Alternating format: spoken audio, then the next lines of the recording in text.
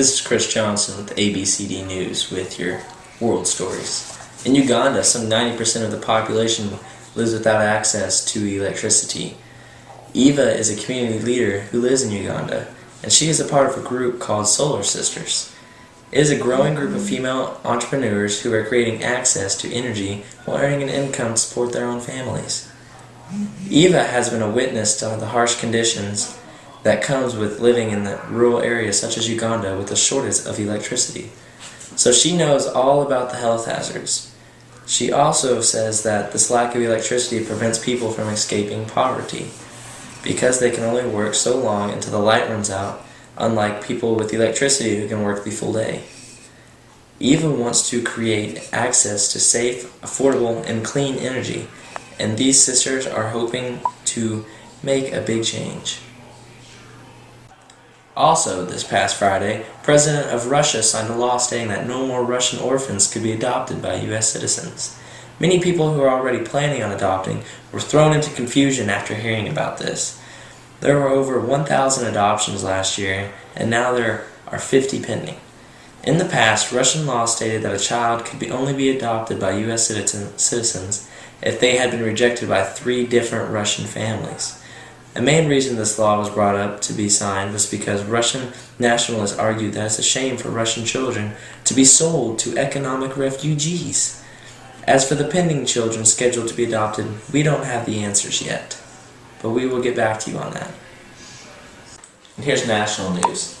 Powerful earthquake sparked a tsunami warning for the hundreds of miles of the Alaskan and Canadian coastline.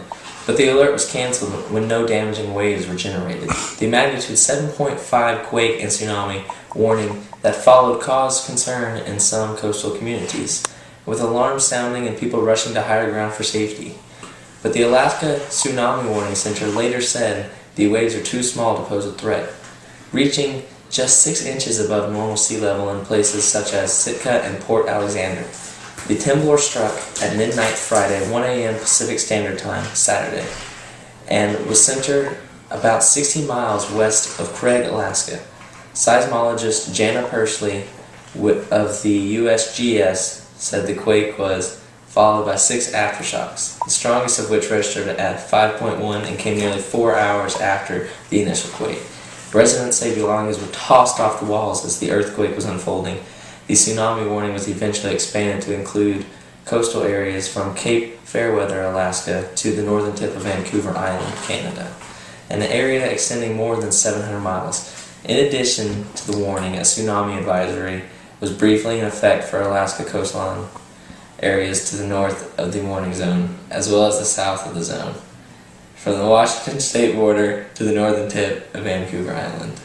Also, 4 people, including a gunman who was suspected of taking hostages inside a house in Aurora, Colorado, died Saturday after a standoff with the police. The episode began about 3 a.m. when shots were heard on East Ithaca Place, about 16 miles southeast of downtown Denver, said Sergeant Cassidy Carlson, a spokesman for the Aurora Police Department.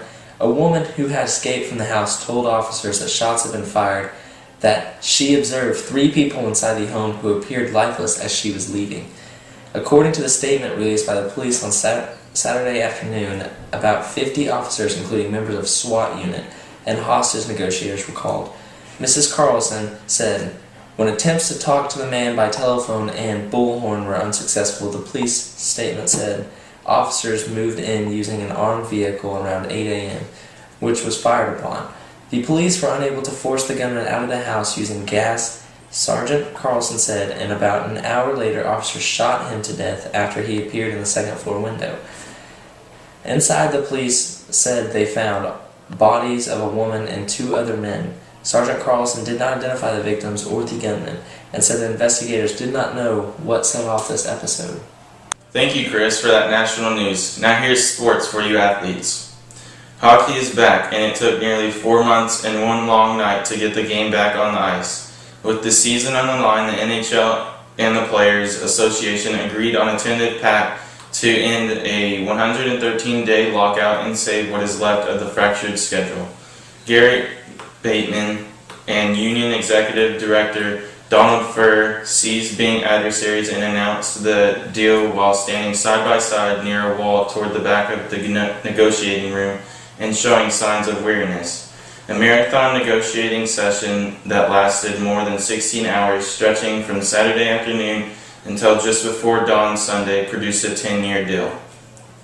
The players have been locked out since September 16, the day after the previous agreement expired. That deal came after an extended lockout that wiped out the entire 2004 to 2005 season. Time was clearly a factor, with the sides facing a deadline of Thursday or Friday to reach a deal that would allow for a 48-hour game season to start a week later. Beatman had said the league could not allow a season of fewer than 48 games per team.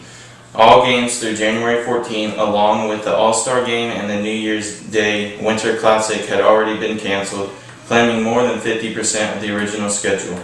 Without an agreement, the NHL faced the embarrassment of losing 2 seasons due to a labor dispute, something that has never happened in any other North American sports league.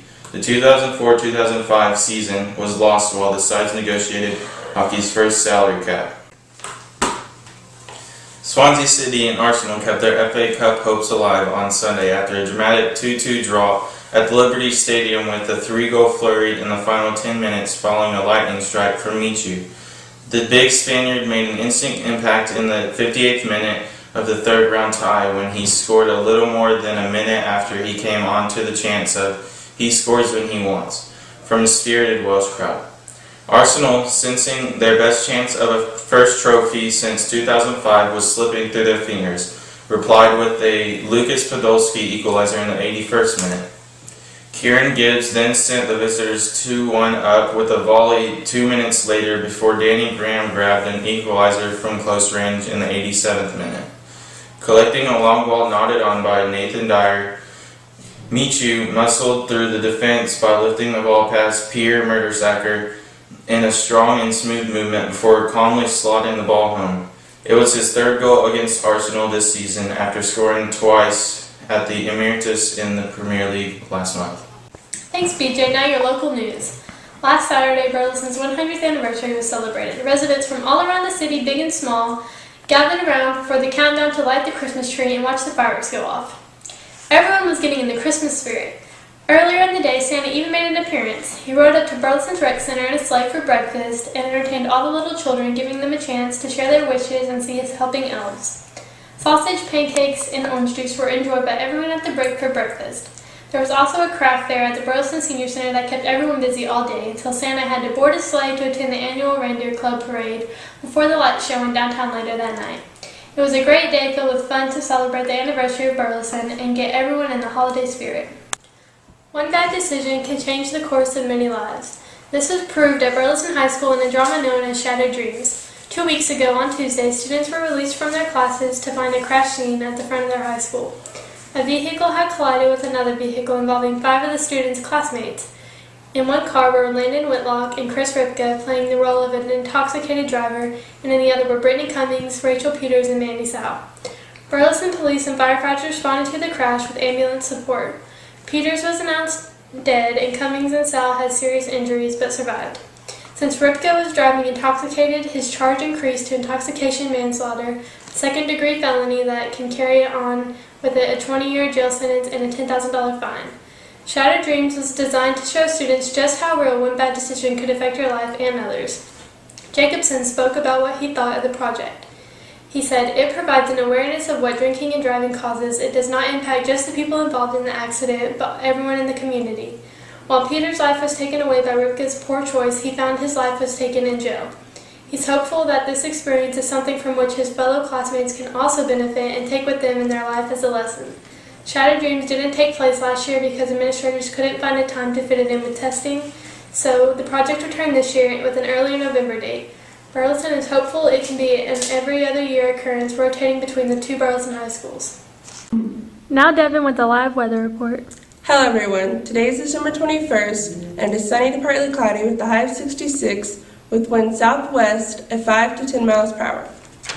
And on Christmas Day, we will have a 40% chance of rain with winds at north, to northeast to northwest at 13 to 50 miles per hour with a high of 54. And if you're planning to go anywhere on Christmas, I would bring a raincoat. Now back to you.